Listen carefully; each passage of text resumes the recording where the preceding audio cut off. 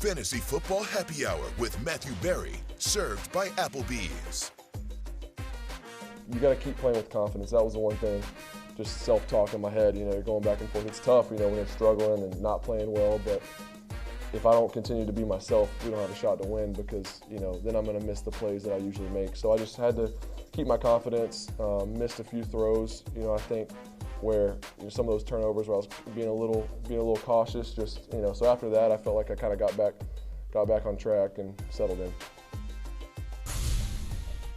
Happy Monday, and welcome to the Fantasy Football Happy Hour. That was Trevor Lawrence, who celebrated pretty well, guys. Celebrated at the Waffle House, as you see here, after a tremendous comeback against the Chargers. Man of the people. Yeah. Man of the people. Gotta love it.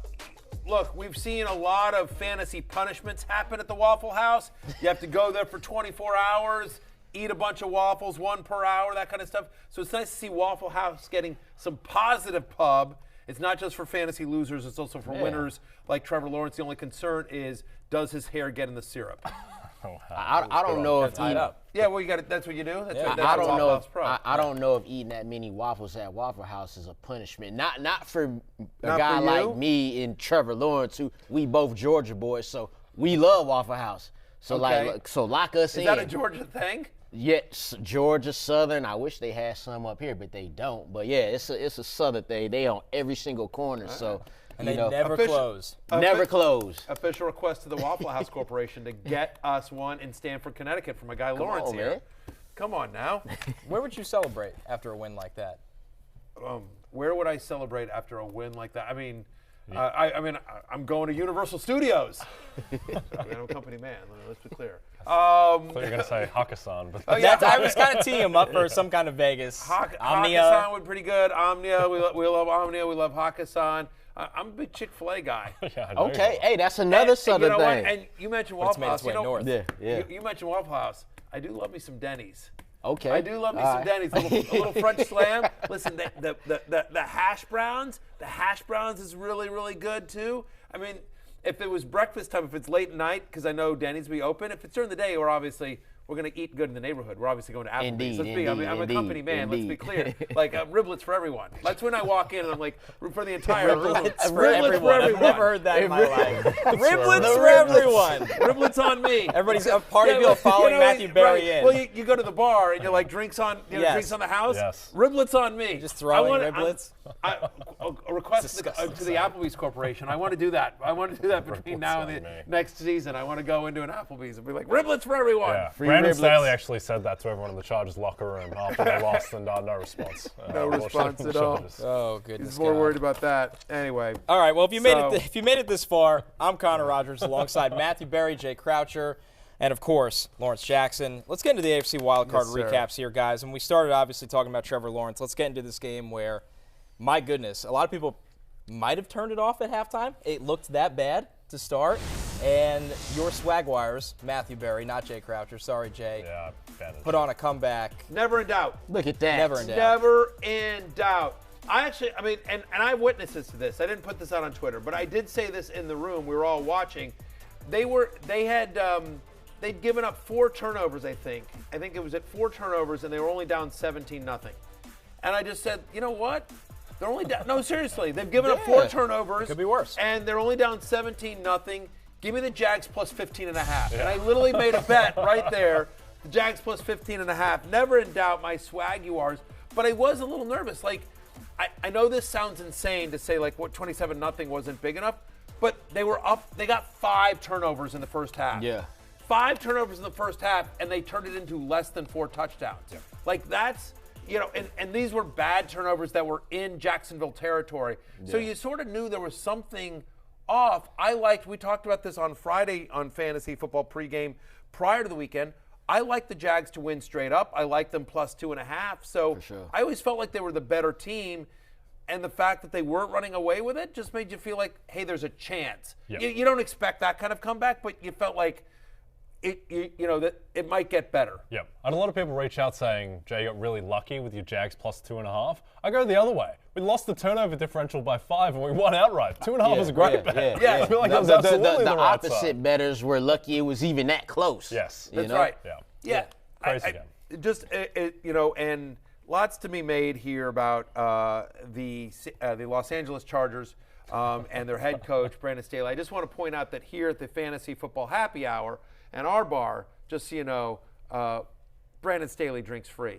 Look, this is a rule for any NFL head coach that watches. You give up 27-0 in the playoffs, seriously, all drinks on us. We feel for you, Brandon Staley. We will see if he remains the Chargers head coach. A lot of rumors swirling about that job prior to this game, about Sean Payton being interested. And it's a bad loss, guys. It's a bad loss. Well, there's going to be an open table now that Sean McVay decided to go back. Right? And so Brandon Staley could join the show. He could just sit in the back, drink all he wants. If he wants to. Would you like to be a bartender on a streaming internet show about fake football, Brandon Staley? Because that job is open. Yeah. Well, unfortunately, in another life, I used to work at a party hostel in Thailand in Koh Phangan, and I've actually gotten word that Cliff Kingsbury and Brandon Staley have both applied for my old job, and it's going to be between one of those two for that role. I think Brandon Staley might have been drinking in the second half of that game. Some of those decisions, kicking it on 4th and 3 from the 22 to turn a 2-score game into a 2-score game, that was fantastic. Just a masterpiece all around from Brandon Staley. You have Austin Eckler. You have one of the better running backs in the NFL. The Jaguars struggle against the run. Why would you not run? They called, I want to say off the top of my head, 8 runs in the second half. I think that was it. That was the number I heard. If I have it slightly off. But the fact is like, even if it's just 3 downs and you punt, you're killing clock. Yeah. And that adds up. They needed 4 scores. And they ultimately needed 5, right? But you're up 27. Just run. Yeah. Run the clock. And what's interesting is there, Matthew, is they were up 27-0 and got away from the run. The Jaguars are down 27 and they're sticking with the run, and that helped them. It kept the Chargers defense honest, and on the biggest play of the game, that's when Travis Etienne had his best run of the game. Well, I think that brings up a great point, Lawrence, in terms of Travis Etienne as we just sort of push it forward, right? He's now had at least 20 touches in 3 of the last 5 games. Since week 6, he's had 6 different 100-yard rushing games. Travis Etienne, who coming into the season, we all said, look, we know about the explosiveness, but we don't think they don't want him to be a workhorse back. They want to use him as a passing down back, as a satellite back, 3rd down. Connor, that was his profile coming out of college. Absolutely. Yeah. And that has not been the case in the pros. No, once they traded James Robinson, they really handed the keys to the car to Travis Etienne, and you see why. You're only increasing your odds of an explosive play if you give the guy the ball more, and obviously they're also finding creative ways. How about, like you said, Lawrence, that play call, the fact they got on the field, they didn't like what they saw, they called timeout, lined up a very unique formation where everybody thinks it's going right up the middle, and you get a guy that runs 4-3 to the outside for the biggest play of the game. Huge. Yeah, and I love Peterson after the game saying, well, it was simple. Like, if they were inside, you're going to go outside. If they're lined up outside, go up the middle. Like, pretty simple. Sometimes coaching gets overcomplicated. A guy that's been there before. How about that helps? Well, you know what? I legit said this. So on Football Night in America, we all make our game picks, right, at the end. And it was split between Chargers and Jaguars. And I took the Jaguars. And I literally said, you're supposed to, with our Lowe's home game picks, on the show, you're supposed to give sort of 1 or 2 lines about why you're picking that team, what you're sort of looking for, right, in the game. And I just said, in a close game, give me Doug Peterson over Brandon Staley. I'm taking the Jaguars. I literally said that on Football Night in America, and I feel like that 100% came true. Yes. Best moment of the game for me was Joey Bosa slamming his helmet, Brandon Staley picking it up, giving it back to Joey Bosa, Joey Bosa slamming it again. I think that summed up Brandon Staley's tenure in LA pretty well, which is surely now over. Bosa was upset because of the lack of the false start call, and I get that. Yes. But there were some bad no calls against the Jaguars. 100%. The second interception was not on Lawrence. He literally gets grabbed around the waist. Asante Samuel grabs the kid around the waist and sort of moves him out of the way to intercept it. No call there. There was, they ended up scoring on the next play, but there was a pass interference in the end zone there for the 4th touchdown. The Jags had. I could do a whole rant on officiating. I know you guys know I never like to complain about the officials. No, it's not really your thing, so you're going to keep it going here. But no, it's... it was both ways, though. Easily both ways. Easily both ways. They've got to fix officiating in the offseason. That's got to be a primary consideration for the NFL. Connor, any concerns about Trevor Lawrence the past 2 weeks, given that he was very bad against Tennessee, he didn't play well at all. Now he comes back, he wins them the game, but did have 4 interceptions. And also, no one's talking about this because of how the game ended, but also threw the game-losing pick on the last drive to Kyle Van Noy at the line of scrimmage and just went through Van Noy's hands. So any concerns about Lawrence going into Kansas City? I found it interesting in this first half of this game how slow he was playing. Obviously, just not seeing the field. Asante Samuel had a hat trick in this game that nobody will ever talk about ever again, which is an unbelievable accomplishment. He's a young quarterback that's playing slow, but I think what gives you confidence, Jay, is that he has a veteran coach that understands how to adjust in the second half to slow the game down for him. They have viable pass catchers. They get Evan Ingram going, Christian Kirk, Zay Jones, and an explosive running back. So, yeah, there's concern. Is this the ceiling for Jacksonville this season? We'll get there at the end of the show. It's pretty safe to say I think so. But the most important thing is he's a guy that never lost on a Saturday, by the way, going all the way back to high school. Right? Incredible. And a guy that can respond to adversity, which, in my opinion, is the most important thing for a young quarterback. Right. Look, think about where Trevor Lawrence was a year ago. People were like, is this guy a bust? Is this guy the next Jamarcus Russell? Because the Urban Meyer experience had been so unbelievably brutal. He comes into the pros as the most heralded quarterback prospect since Andrew Luck or Peyton Manning, right? Easily, yes. Like this guy is franchise quarterback, Can't right? miss. Can't miss. Dangerous thing to say about a quarterback. We're tanking for Trevor. All the teams are tanking for Trevor, right? And so then he's a disaster. The entire Jaguars organization is a disaster. And so they get rid of Urban Meyer. And in the offseason, they get a lot of criticism. The Jaguars front office gets a lot of criticism. Why are you signing Christian Kirk for so much money? What, really, Zay Jones? Evan Ingram, he can't stay healthy. What about Brandon Sheriff? That's a lot of money for an offensive lineman who has also had injury issues in his career. They spent a lot of money in this offseason. And they went out and they get Doug Peterson, who was, as a coaching candidate, I think, a little cold. He'd been he'd had a poor exit from Philadelphia. It had gone south there. He'd been fired. He'd been out of football for a year. And credit the Jaguars because every single one of those moves works out. Christian Kirk no longer looks overpaid, especially when you saw all the other crazy wide receiver contracts that came up. Zay Jones has been nothing short of fantastic. Evan Ingram in this game, 7 for 93 and a touchdown. He's been terrific down the stretch. Kirk 8 for 78 and a touchdown in this game. Etienne is, give credit that was an Urban Meyer pick, but still, Doug Peterson, former NFL quarterback himself, former Andy Reid disciple, former Super Bowl winning head coach, Peterson's done an unbelievable job. He won't win Coach of the Year, but he deserves to be in the conversation. Yep, Jags are 2 wins from the Super Bowl. It's unbelievable just to say it out loud. They're 2 wins from the Super Bowl. When you think about where this franchise was a year ago, they are the definition of playing with house money right now. Yep. It's crazy to say, guys. You could make an argument Evan Ingram was the best one-year flyer deal in the NFL. This is his best year of his career, and look at it. It done worked out for the Giants and the Jags and Evan Ingram. So, they both just needed to part ways and get a career year out of Evan Ingram. Wait a minute, Lawrence. Is that your analysis of we're going to get to the Giants in a second, but I just want to be clear: is that the reasons for their success this year is that 100%. Yeah. They just had to. Day ball, shame all. It was just about getting rid of Evan Ingram. Some folks just got to break up, man. All good things must come to an end. Although I don't know how much good was there, when Evan Ingram was with the Giants, but the Giants are in the division round, as is Evan Ingram. There you go.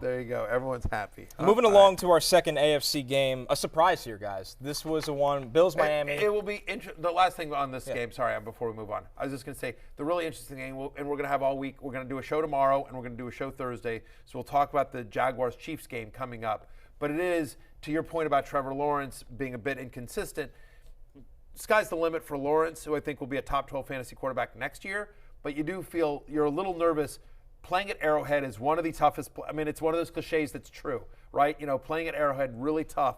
And anytime you give Andy Reid 2 weeks, his record off of a bye is ridiculous. Yes. I think the Chiefs are going to win that game. Yeah. Well, regardless of the result, we just going to be like, hey, Jazz. Yes. Great season. They get blown out 40-7. We playing with house money. The Jaguars. Some of us never left. Some of us wavered and went in and out of the bandwagon, but stayed on the Swaguars all season. Let's go Swaguars. A good place to be. All right, moving on here to Bills-Dolphins. Will Jackson DeVille wear a thong? I forgot about that whole. We're not going down that road once again. We're getting into the Bills here. Listen, this game was separated by 2 touchdowns on the spread. The Dolphins obnoxiously hang around, but you see obviously plenty of production from the Bills offense, but their defense just could not put this Dolphins team away in a game that they sneak by, win 34-31. I think the story of this game, guys, besides the Bills' offensive numbers, is Josh Allen's 3 turnovers, in my opinion, which has been a bit of a theme this season. Credit to the Dolphins defense. They came to play. Yes. You know what I mean? Like, it was like, hey, you're on the road, you got Skylar Thompson, whatever, and here's the Bills, and they're explosive, and Josh Allen, Stephon Diggs, and the Dolphins defense was like, we don't care. 2 interceptions plus the strip sack fumble that they also returned for a touchdown. They kept the Dolphins in this game, and, you know, Jay, as much as you mentioned, hey, a little nervous about Trevor Lawrence because he's looked a little sloppy down the stretch, I could argue the same for the Bills' offense, not just in this game, but down the stretch, teams that they should be blowing out, they're not. Yep, no, 100%. And this just isn't going to go away. This is part of Josh Allen's game. You just have to live with it. He's still a top 4 quarterback in the NFL, but yeah, he throws the 2 picks. I think one was his fault, the other one probably not his fault off the chest of Cole Beasley. But the bigger thing is he's fumbled 3 times, including taking a sack that he just absolutely could not take for the fumble 6. And look, I mean, the Dolphins, they got within 3 points. It was close late. At the same time, like the Bills, they should have blown them out in this game. And the Dolphins had a lot of plays go their way, but a lot of that is on Josh Allen. Including the postseason, no quarterback in the NFL has turned the ball over more than Josh Allen this year. I mean, that is concerning when now you got to play Cincinnati, and if you manage to get through Cincinnati, you're probably playing Kansas City. Like that, I mean, if I'm a Bills fan, I'm happy. I'm okay, fine. You know, survive in advance, but you have to be nervous about this because, to your point, like the Dolphins had no business being in this game, and honestly, if it wasn't I know where you're going with it. If it wasn't for the fact that honestly, Tyreek Hill and Jalen Waddle had some bad drops in the first half, and the insane delay of game stuff that happened in the second half, they could not get to the line of scrimmage. They could not get to the line of scrimmage and call a play, but like. There's a scenario in which, with better, more efficient play calling or better receiving from Tyreek Hill and Jalen Waddle, the Dolphins win this game. Skylar Thompson, look, he has 1 or 2 picks that obviously he would have liked to have back, but I mean, the Bills are lucky to have won that game. There's Tua plays that game. I think the Dolphins win that game. Yep. The whole game was the 3rd and 19 play where the Dolphins backed up late, and then they called the deep pass for Skylar Thompson. He throws the pick, and that's your game right there, really. Mike McDaniel has done so many great things this year. That call, take the ball out of the young quarterback's hands. He's a 7th-round pick. You should not have him dropping back and looking down the field in that situation. You're backed up. It's 3rd and 19. They give the gimme pick. Hang on, though. But before we even get to the 3rd and 19, again, like I know I harp on the refs all the time, but the fact is like, think about this. The play before 3rd and 19 was he gets rid of the ball, and it's like one of these things where it's like he's coming down and he just gets rid of the ball. And initially the call on the field is incomplete pass, that he gets rid of it, and so now you're looking at 3rd and 10. Yep. And then replay, they call down and they go, oh, actually no, his knee barely hit. It's 3rd and 19. Maybe, maybe not. I don't know. I mean, it was pretty close. It was kind of a bang-bang play. But it seems super random when they decide to call down from New York and say, hey, we looked at this, change the play.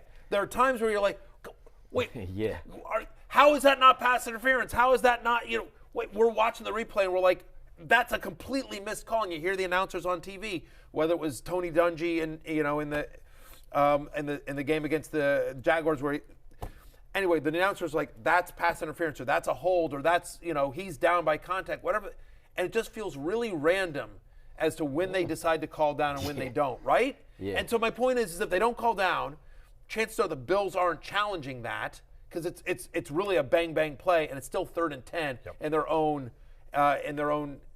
So that makes a difference, right? 3rd and 19 versus 3rd and 10 is a big difference. And like maybe they call a different play, right? Yeah. So just I feel bad for the Dolphins. You know what I mean? Like they with Skylar Thompson at quarterback. You want the game to be decided on the field, not by the Zebras. He played well enough. You know what I'm saying? You weren't expecting him to be Tua. He's not that. On that 3rd and 19, right, which was interesting. Their next drive, right, they run a play that they should have ran on that 3rd and 19, gets the snap, and he throws to Jalen Waddle, and guess how much he gains? 20 yards on the play, after catching it at the line of scrimmage. Like, run that on the 3rd and 19. Even if you don't get the 19, Like, you're not having a turnover and just giving the Bills, who are the better team, a free score right there. Yep. Yeah. I think it just goes to show as well that, like, from a betting perspective, like, every single game in the NFL is losable. Doesn't matter how big a favorite you are. There was no one who could make any case for the Dolphins winning that game before the game. Bills closed 14-point favorites. Skylar Thompson was 18 for 45, and the Dolphins averaged 2.1 yards per carry on the ground, and they almost won the game. Like, Skylar Thompson had Tyreek wide open on the 4th and 6 at the end. He just didn't see him. He makes the tough throw while he's going down. Like, the Bills' season very nearly ended. But again, go to the first half where, he hits Jalen Waddle in stride and Waddle just drops it, right? And Tyreek also same thing, just dropped one. And there was a second drop by Waddle that, the guy made a good play on it, but those are plays that Waddle has. It's a catchable ball. There are times when Waddle has made that play and come down with it.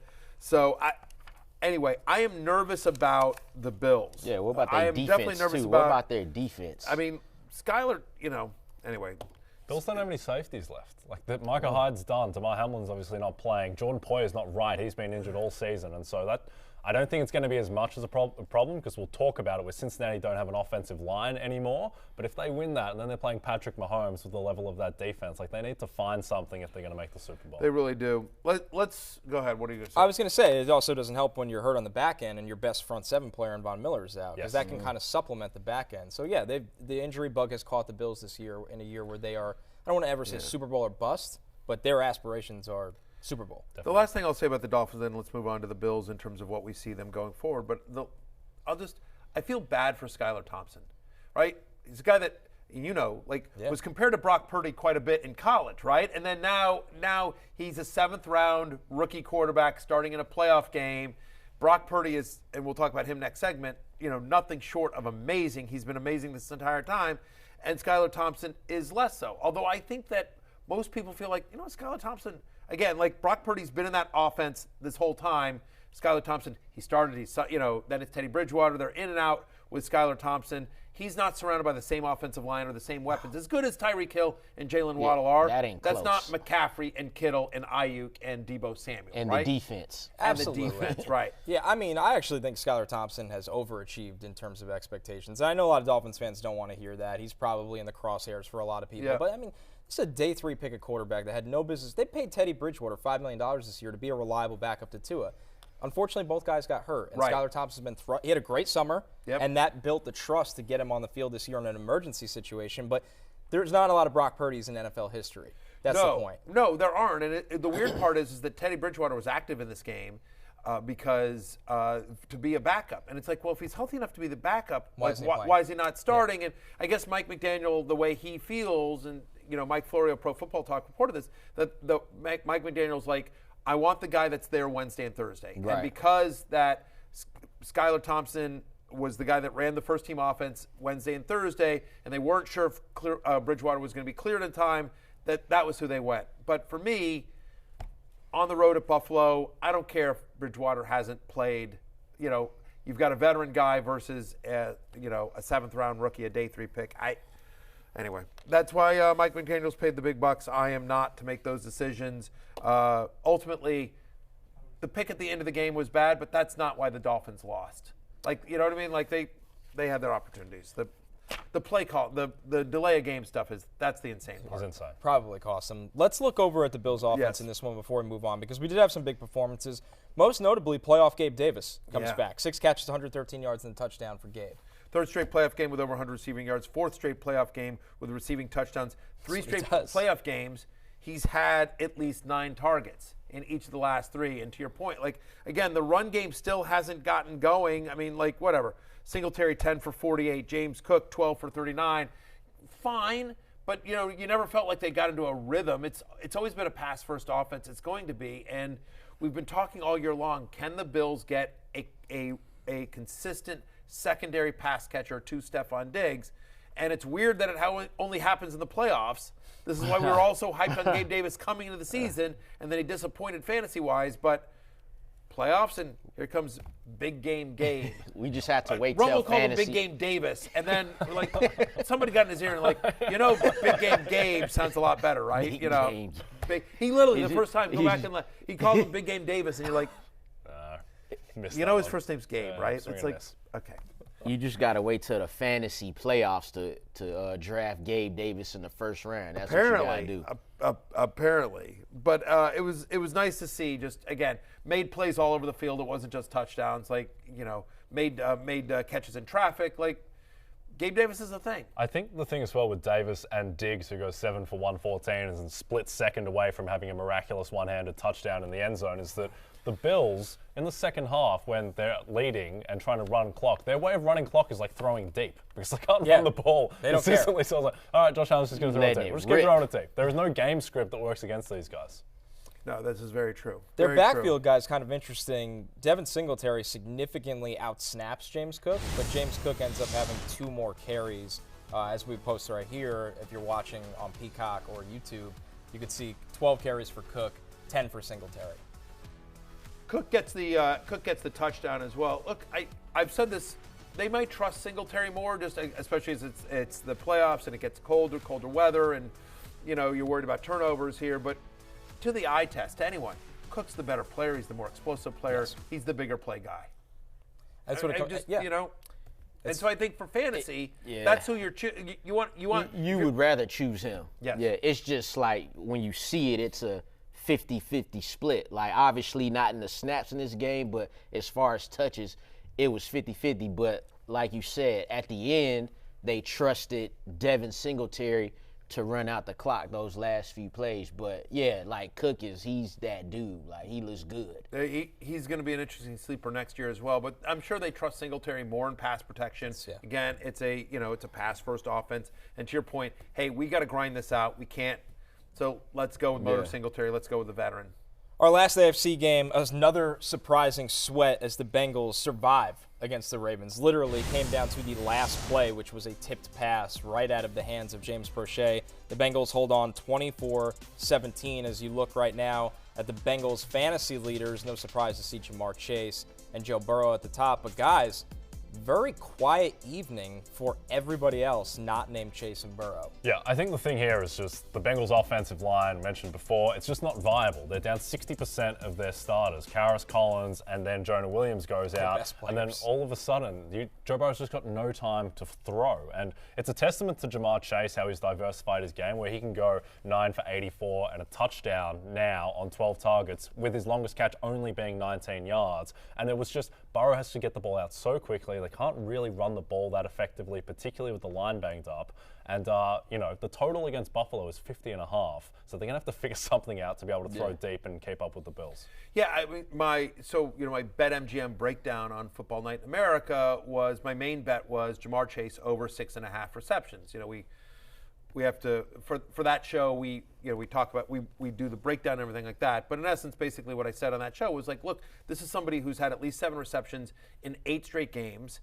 He's had at least 7 receptions in all 4 games in his career against the Ravens. And to your point, Baltimore doesn't give up a ton of passing yards. Like, they've been really good. They've given up under 250 passing yards for the season per game.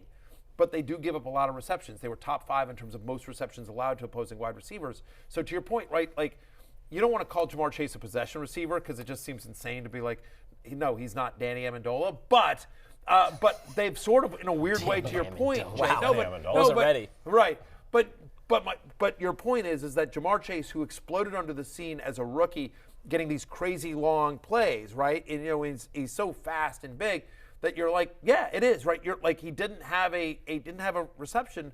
Would you say over 9 yards? 19.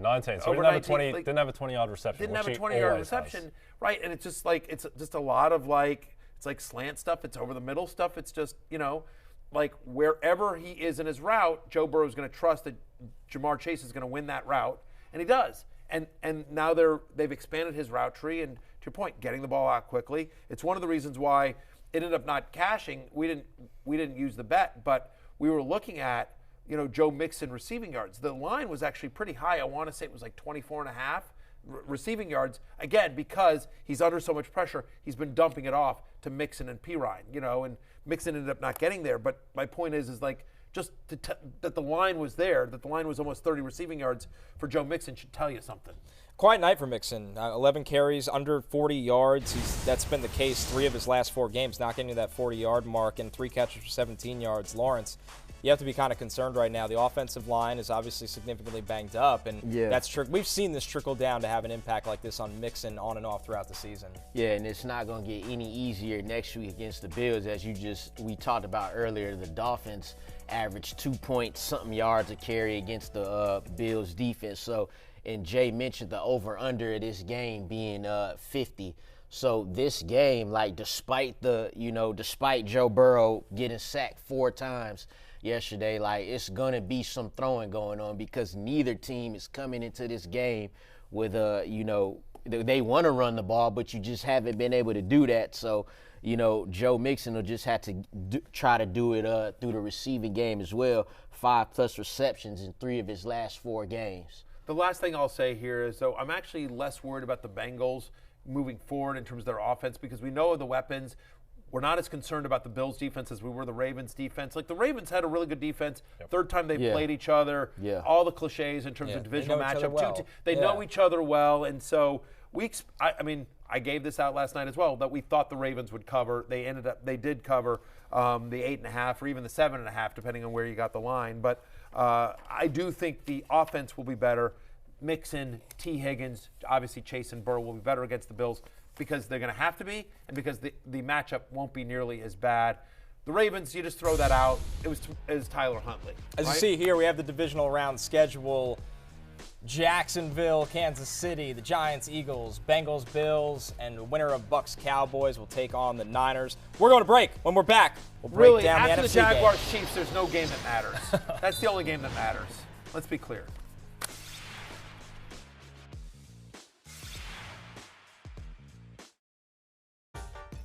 Play good. Play good. Just good? Yeah, play good. Winning football. Isn't good a good adjective to use? Good. Yeah. It's good. I'm not a writer. I'm just a coach. So, look, Daniel's, I've said it all year. He's been good for us. He continues to be good for us. And he played a good game. And I think there's a lot of other people that play good games, too, to help him play a good game. He'll be the first to admit it. But as the leader of our football team, I'm proud of him. That was Giants coach Brian Daboll saying Daniel Jones played good. Fellas, sounds like a man that is well aware Daniel Jones will be a free agent when this season ends. Well, let me ask you this, because, here's Brian Daboll, who's one of the Coach of the Year candidates, right? I mean, the Giants have exceeded all expectations. By far. He has done a great job with Daniel Jones. Brian Daboll has. He's done a great job with Daniel Jones. He's done a great job with this offense. They didn't have any major free agent signings. Gettleman totally screwed the cap. They came in this year, and a lot of people said, well, the Giants are just taking it on the chin this year. And Brian Daboll and his staff said, oh, no. And you know what? And now they're moving on to the divisional round. And yet, and now the New York media is sitting there going, oh, just good. He's just good. They're trying to make something of nothing. Daboll was complimenting Daniel Jones. So, Connor Rogers, let me ask you this: you work for SNY. You were part of the New York media. Explain yourself here. You were part of the New York media as part of the Jets. You do the Jets pre and post game on SNY. You're part of the New York media. Explain yourself. Why are you guys attacking Brian Daboll that way? You put it all on you. I don't do scrums. I don't do press conferences. I just sit on television in a suit and say whatever I want.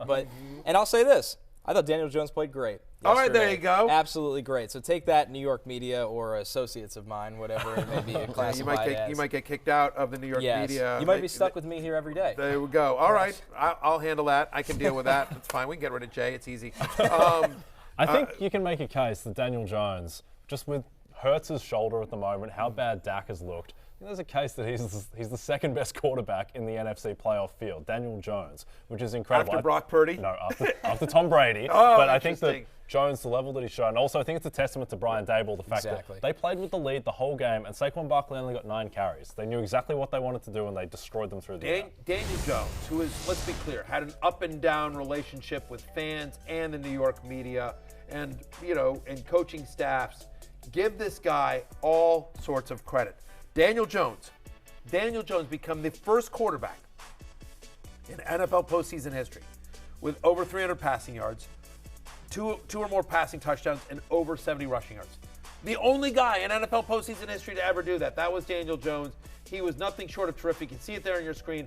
24 of 35 for 301 yards and then 17 rushes for 78 yards. He had more rushes than Saquon Barkley, more than Dalvin Cook on the other side of the ball, right? I mean, he was nothing short of terrific in this game. The Vikings, even though they'd seen him less than a month ago, didn't have an answer for Daniel Jones, Lawrence. Yeah, and the last time, this is why I liked his over in passing yards, which was 241.5.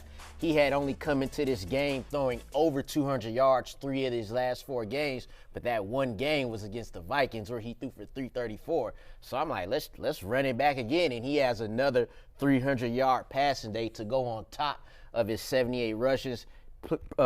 Played pretty damn good. And one of the arguments, listen, Jay, we've been talking about this on Fantasy Football Happy Hour for the entire year. Jokes aside, but like we've said, like Daniel Jones is fine. He is pretty good. When we're talking real life and we're talking fantasy, that rushing gives him a floor as a fantasy option. Absolutely. And also I think that it just goes to show that, Brian, it's hard to assess coaches in the NFL, but one thing you can assess is whether a coach is adaptable. And Dable has had games where he runs Saquon Barkley 20, 25 times. And then he has games like this one where Saquon runs 9 times. He only ran 14 times in the first Vikings game. The Vikings' pass defense was just a complete catastrophe. Yeah. Miscommunications. Darius Slayton, the couple times he caught the ball expecting to get tackled. Like, oh, there's no one here. I can just keep wide open. And even didn't catch the ball when no one was around at one time. So that was a tough one. I mean, it's the story of the Vikings season on the back end, and I think it finally caught up to them. And to your point about Barkley, they really know how to use the pass game to him as an extension of the run game. The 5 catches for 56 yards just felt like free yards all day. 100%. They schemed him open. I think there was no bigger example throughout the entire playoffs. Maybe Jacksonville Chargers. But what I was going to say is like Kevin O'Connell got out-coached here. Yes. And not close, right? I mean, like, it was just like Daboll just completely out-coached Kevin O'Connell, because if you sat here and just showed me both rosters, you're taking the Vikings roster, right? I mean, that's a better collection of players than what the Giants have. I mean, listen, give the Giants credit for getting something out of Isaiah Hodgins and Richie James, but let's be clear. Like, Dalvin and Saquon, I think the offensive lines are a wash, right? I mean, I think Cousins and Jones are more or less a wash. I mean, after this game, maybe you don't think that way, but, they have Justin Jefferson. They have Adam Thielen. They have T.J. Hawkinson. They have Adam K.J. Osborne. They have a better. They certainly have a better offense, at least on paper, than what the Giants are working with. Hodgins, Slayton, James. This is the new Randy Moss, Wes Welker. Hodgins from a practice squad. Slayton written off by his own team, by the previous regime. Richie James, career special teamer. Daniel Bellinger, a day 3 pick at tight end. That is your Giants leading receivers. Look down. They hyped up right here. They are hyped up. Now the big hat. The big hats have become a thing.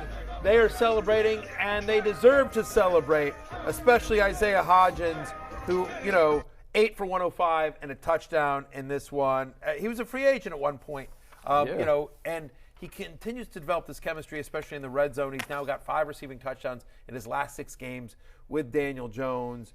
Look, I think everyone expects the Eagles to win next week, and I would pick them as well. But I think that game's going to be closer. I don't know what the line. What's the 7? 7. Give me the Giants to cover. Yeah. I would bet the Giants to cover right now. They're very live. I'm just telling you, that is a team that really believes in each other. On the other side of the ball, just as we talk about sort of coaching disparities, again, probably Peterson-Staley is probably the most glaring, but this one was glaring to me. You've got number 18, Justin Jefferson, who gets 1 catch in the second half. He had 3 targets, 1 reception for 4 yards in the second half, just 3 targets. Now, the people that are trying to, defending him, defending Cousins, defending O'Connell, and they're like, wow. He was, they brought safety help over the top quite a bit against Jefferson. He was double teamed a lot. They bracketed him. They did a lot of different things to try to take Jefferson out of the game. I hear you. I get it. But think about that Week 12 game against the Patriots, where he also had coverage shifted his way quite a bit, where he was often double teamed, where Belichick was like, I'm not going to let Justin Jefferson beat me. 9 for 139 and a touchdown on 11 targets against the Patriots in Week 11. One of the criticisms of Kirk Cousins throughout his career, and you know this, Connor, better than anyone, is that he won't throw to guys unless they're open. He won't throw to a guy who's currently covered and trust his receivers to win in coverage.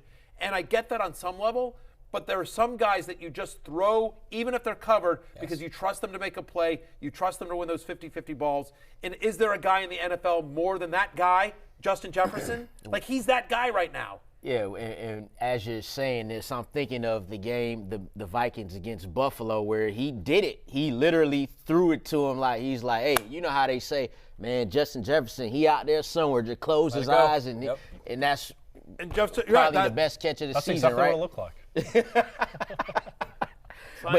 But I also thought about how you just said, Kirk Cousins hitting the wide ass open receiver, and I think to KJ Osborne's touchdown yesterday, Kirk Cousins found him. That's where you want to throw to the wide open receiver, right? But when the game's on the line, right? You get the ball to your guy. Like if the Vikings would have won this game, then him having 7 catches for 47 yards, all right, cool, we chalk that up, we move on to the next week, but you didn't win, and you only had 1 catch in the second half, so something got to give. Right, and it's not the reason they lost the game, but there's going to be so much magnification on that last play, the 4th down where he throws short to the stick. He shows, here's the play right here. He thought he was going to get sacked is the thing. Instead of rush up the middle. So he thought he just had to go, but he probably just have to toss it up to Justin Jefferson instead of taking the out. Right, yeah, and our colleague Drew Dinsick saying Cousins short of the sticks on the key 4th down was like minus 1,500, right? It's very on brand. Very on brand. Look, the Giants got Adoree Jackson back in the secondary. That obviously helped. That was a big boost, but still, 3 targets in the second half is inexcusable for a game in which you're trailing. To your point, the Giants led the entire way. Yeah, it's inexcusable. I mean, he's the best wide receiver in football, and it just they didn't utilize him even as a decoy the right way, it felt like. And we'll have the whole offseason to talk about the Vikings, but it's weird because, Justin Jefferson's my number 1 wide receiver and my number 1 player overall for fantasy drafts. Yeah. I think you can make a strong argument that after Kelsey, Hawkinson should be tight end too. We'll see how Andrews finishes the season. We'll see if Lamar Jackson's back with the Ravens and what that offense looks like. But, even if you go Andrews at 2, hard to argue for Hawkinson any lower than 3, even given what Kittle's done recently. I mean, so just an incredible game by Hawkinson, 10 for 129, almost a 30% target share against the Giants. And obviously Dalvin Cook's going to be a number 1 running back, a top 10 running back next year. So we will talk about them a lot. I have a lot of Vikings friends, a lot of friends that are Vikings fans, including Mike Florio, Pro Football Talk, our colleague, and who comes on every week on fantasy football pregame, and I just feel bad for them. It's a tough loss. It's a tough loss. I mean, because I'm a Commanders fan, I know we suck. You know what I mean? My hope never gets up because I know how horrible we are. I know it's only going to be dashed, but they had hope. It was a winnable game, but the Giants were the better team by a fair bit. Don't feel too bad. We did get word of where the Vikings are going. Oh, post-game celebration for the Vikings. Let's see this. Does get rolling, so don't feel too bad. This is from NFL memes. They are off to the Caribbean, it appears. Oh, dear. Oh, Kirk. Why don't you throw it further down the field, Kirk? Ain't no better way to deal with it, though, right?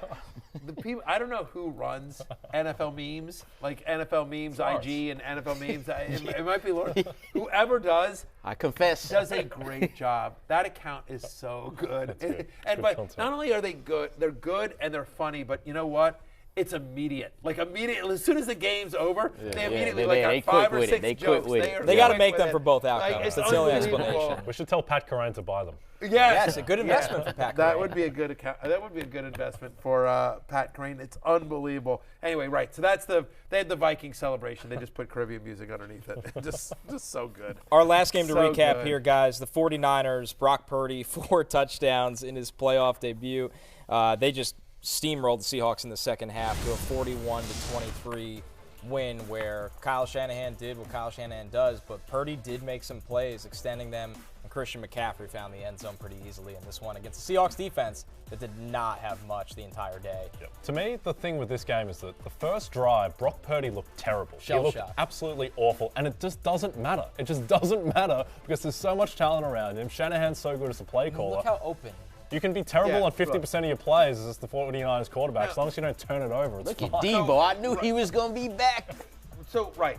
I mean, but, so we just saw, for people that are listening or watching on YouTube, you didn't see the plays, but We just saw 3 of Brock Purdy's touchdown passes. The first one to McCaffrey, the second one to Elijah Mitchell, and then the Debo one. The Debo one, whatever. He hits him in a 10-yard flat, and Debo does the rest of the work. Okay, fine. That's Shanahan, and that's Debo scheming it up. But give Purdy a little bit of credit, because on the McCaffrey and the Mitchell ones, even though they were short, they were inside the 20. The fact is that in both cases, he maneuvered to avoid the rush, extended the play, and found the open man. I don't believe Mitchell or McCaffrey were the first read on either one of those plays. And so credit him to extending the play enough to find the open guy and then letting his playmakers make a play.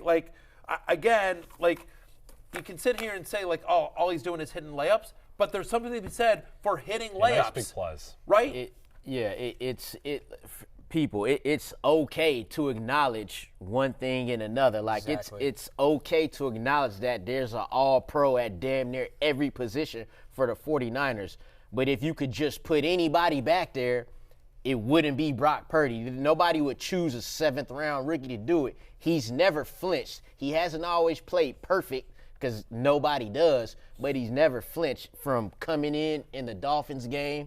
He didn't wake up that day and was like, I'm about to go beat the Dolphins today. Nah, you can acknowledge that he's balling, he's doing his job with what he got, and that the team is good. In the second half, he was 9 of 11, 185 yards, 3 total touchdowns. Remember, he also had the rushing touchdown as well.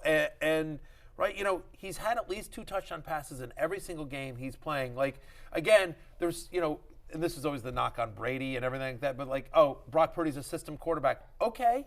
Well, that's the system he is. There's a number, and I don't think Brady's a system quarterback. I don't buy any of that. That's a ridiculous argument. But my fact is, the point is that so many quarterbacks are, at least on some level, a product of the coaching and the environment they're in. Again, we just talked about it. Think about Daniel Jones under Brian Daboll versus Daniel Jones under some of the other coaches he's had. Joe Judge. Right? Yeah, against under Joe Judge. Think about that comparison right there. Honestly, even Kirk Cousins. Obviously a disappointing end of the season, but Kirk Cousins was a better quarterback this year under Kevin O'Connell than he was, under Mike Zimmer, right? He's a defensive coach, so it's not really fair, but you know what I mean?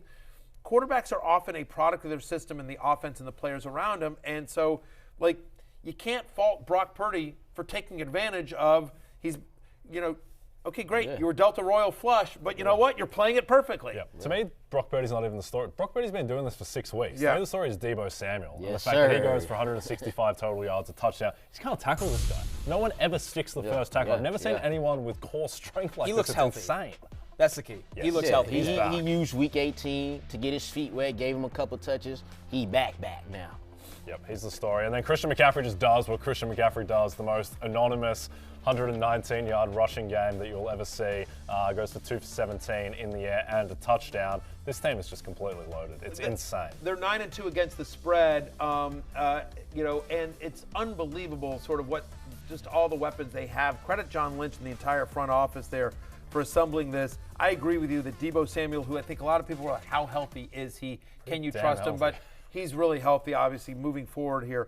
One last thing on Purdy. I just wanted to look this up real quickly. I was just looking this up. So just, again, QBR is a stat that ESPN Stats and Information came up with it sort of, I think is a really good stat. And it's just on a scale of 1 to 100, there's a lot that goes into it. I won't bore you with all the underlying metrics. But just basically, how well did a quarterback play? It weights when throws were made, what the score of the game was, et cetera, et cetera.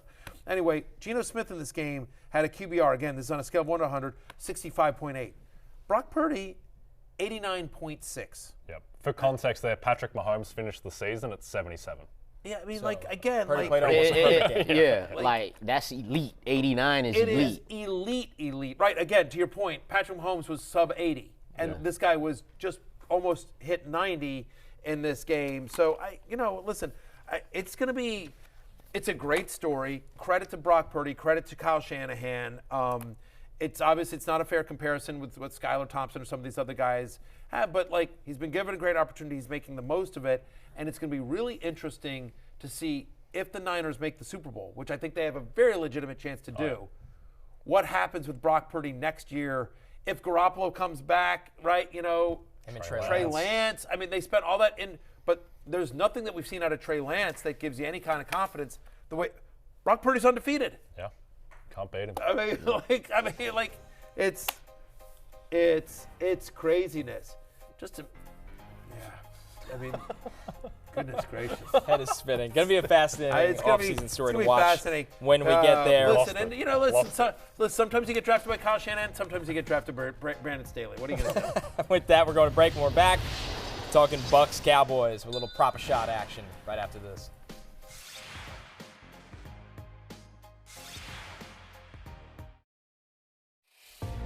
You don't want to miss the Traders. 20 fierce competitors gather at a Scottish castle in the hopes of winning up to $250,000. The catch? 3 of them are aiming to steal the prize for themselves. The Traders is streaming now on Peacock. How did I not get on this show? I was going to say, you're a big Scottish castle guy. How did I not get on that show? I got to call my agent. Oh, boy. Prop a shot time. I should have been on that. I would have totally been one of the people trying to steal the money. Oh, come on. Listen, season 2. There might be a season 2. Dude, I steal money every single day from the company right now. Come on, you've seen this show. Hey, now don't be telling them what we doing. I'm literally stealing money every single day. It would be on brand for me to be in that show. The Traders on Peacock, streaming now. I'm a company man. All right, what do we got? What are we doing? Get this back on track. Steer. I feel like I'm always the meme of the exit. Yeah. Of the car veering off. Right, That's my life at That's this show. you. I actually really enjoy it. Right, exactly. Just full transparency. I'm a sicko. NFC wildcard preview, Cowboys-Bucs, fellas, and we do it in the format of prop a shot action right here. So with that being said, let it rip, fellas. Oh, that looked good. All right, go ahead, Lawrence. There you go. Nothing but net right here. Bad rim. Oh! See, I set it up for you. I jinxed it for you. There you go. There we go. A true showman. Thank you very much. Come on now. Hitting the last bucket here. All right, fellas, the spread of this game, the Bucs. We're going to need to replay that at the top of segment 4, just so you guys know. For the rest of the year and next year. Yeah, pretty much. Bucs favored by 2.5 points as the Cowboys get on the road to Tampa. The over-under set at 45.5. Jay, let's start with you with the most notable prop, I would think. Tom Brady passing yards set at 277.5. You going over-under here for Tom? Going over. Cowboys have had the 5th worst pass defense over the past 5 weeks. Tom Brady's had to win 1 game all season. It was against Carolina, and he put up 430 yards in that game. He shows up tonight. Barry, you're next up, and we're sticking with the theme of Tom Brady rushing yards. The over-under set at half. Point and a half. So, first off, Jay Croucher said this earlier in the year. You haven't sweated or enjoyed something until you've bet a quarterback rushing prop for a guy like Tom Brady, where it's literally 0.5 yards. That's the line. Now, by the way, you're like 0.5 yards. Get this. Like, do we have the tweet? Get this from BetMGM. Here, okay, first off, all right. So before we do the tweet, so people are like, why did you choose a Tom Brady rushing prop? I'm obsessed with Tom Brady rushing. So I do a thing. Tom Brady has a company called Autograph, right? And so it's an NFT company, and Tom Brady offered an NFT earlier this year for people called the Huddle. And when you buy the Huddle, when you got the Tom Brady NFT, you got a bunch of different things, including access to some of his friends, of which I am one. So as part of the Autograph experience and the Huddle experiences, I've been doing a weekly Zoom call with all of the holders of the NFT, giving like a Q&A, like a weekly fantasy football Q&A. And so one of the guys in the Q&A asked me, who would win in a foot race between me and Tom Brady? And I thought about it, and I was like, Tom Brady. You know, ultimately, Tom Brady's a pro athlete. My guess is Tom Brady would beat me in a foot race. Anyway, they ended up asking Tom Brady the same question. Let's watch this. This is from Fortino. Yay or nay, Matthew Berry can beat Tom Brady in a 40-yard dash. On his episode last week, Matthew said that you've got him beat. What do you think? Fortino, love the question. Matthew Berry has no chance of beating me in a race. He's old, he's slow. Actually, I like Matthew a lot. But, no, I'd crush him. All right, Lawrence. He would crush me. He would absolutely crush me. I'm going over, though. I'm very humble way. I'm going. He's had at least 1 rushing yard in 3 of the 4 games here. Give me the over. Lawrence, CeeDee Lamb receiving yards. Over-under is set at 73.5. I'm going over with that one. All right, Jay, Tony Pollard rushing and receiving 77.5. He goes over. Zeke Elliott goes under 7.5 receiving yards. Barry, you got the last one here. Chris Godwin receiving yards over-under 67.5. Give me the over. He's had 80 receiving yards in 2 of the past 3 games. I like the Bucs plus 2.5, and I like the Bucs to win. Likewise.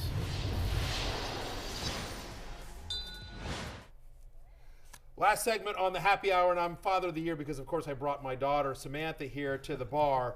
All right, Samantha. Hey, Chiefs and Jaguars, who wins?